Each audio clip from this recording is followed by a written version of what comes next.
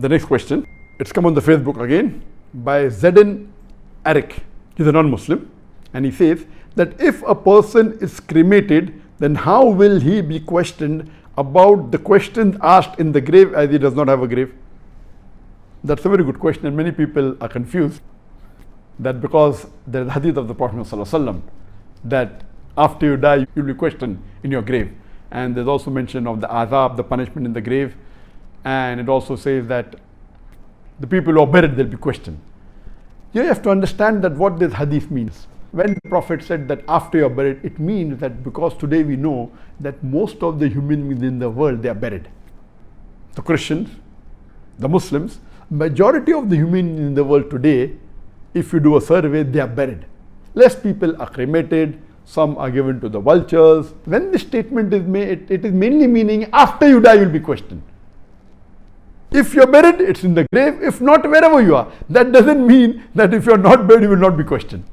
There are chances that maybe wild animals may kill you and you don't get buried. There are chances you'll drown. Does that mean you won't be questioned? No. Because for questioning, two things are required: the soul and the body. The body, if you realize, even when you're buried, it gets disintegrated. It gets merged into the earth. So the main concept is that if Allah can resurrect you on the day of judgment, why can't He yet, whether you have a body or not, whether you're buried or whether you're drowned, whether you're cremated, Allah can yet, if He wants to give you pain, wants to give you punishment, as Allah says that in the Quran, in Surah Insan, chapter number 75, verse number 3, that if those people who think that Allah cannot resurrect them on the day of judgment, how can Allah reassemble our bones on the day of judgment?